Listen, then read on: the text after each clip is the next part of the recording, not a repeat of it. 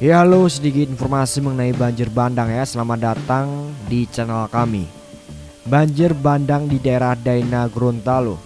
Cerita pilu korban tragedi banjir bandang Daina di Kabupaten Gorontalo. Punyu Jawari dan putranya Kisman Jauhari, warga dusun Yihe, desa Daina, kecamatan Limboto Barat, Kabupaten Gorontalo, tidak pernah menyangka akan kehilangan rumah dan anggota keluarga mereka saat tragedi banjir bandang menerjang desa mereka pada November 2021 lalu. Saat ditemui di Bukit Menawa tempat ia bekerja mengolah lahan, Punyu mengisahkan tragedi yang menimpa keluarganya tersebut ya.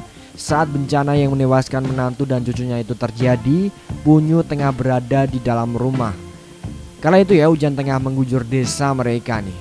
Melihat volume air sungai di belakang rumahnya makin meningkat, Punyu menyuruh istrinya untuk mengungsi ke rumah kerabat. Tersisa ia, Kisman bersama istri dan kedua orang cucunya. Saat berada di atas loteng, Punyu mendengar bunyi dentuman yang keras dari belakang rumahnya nih katanya. Ia baru tahu saat warga berteriak bahwa setengah dari rumahnya tergerus banjir bandang. Dapur saya roboh dihantam banjir, ungkap Punyu sambil mengingat kejadian itu. Kisman putra Punyu Jawari juga menyimpan kesedihan yang mendalam saat mengingat kembali peristiwa yang merenggut orang-orang tercintanya.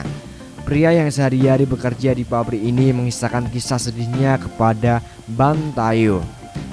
Di hari nahas itu, Kisman baru saja pulang dari pabrik tempat ia bekerja ya.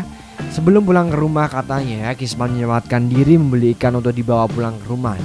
Setibanya di rumah, Kisman meminta istrinya, Rita Jali, untuk mengurangi ikan yang ia bawa. Namun tiba-tiba banjir bandang menerjang dengan seketika yang menyebabkan dinding dapur jebol dihantam derasnya banjir. Seperti yang terlihat dalam video ini ya. Ikan yang saya bawa belum sempat dimasak, tiba-tiba banjir dandang, ucap Kisman. Kemudian Kisman ini bercerita ya, saat kejadian banjir ia sedang bersama istri dan dua anaknya. Waktu itu kondisi air sungai sudah terlihat mulai naik dan masuk lewat dapur rumahnya. Kisman yang panik mengira istri dan anaknya sudah keluar rumah menyelamatkan diri. Kemudian pasca bencana itu ya, Kisman mengaku kebingungan untuk tempat tinggalnya. Itu karena rumahnya sudah tidak mungkin bisa ditinggali dan diperlukan uang yang tidak sedikit untuk membangun kembali rumahnya agar layak huni.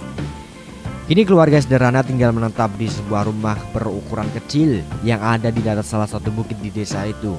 Para korban banjir bandang ini mengaku cukup trauma dengan bencana banjir bandang yang terjadi di saat itu.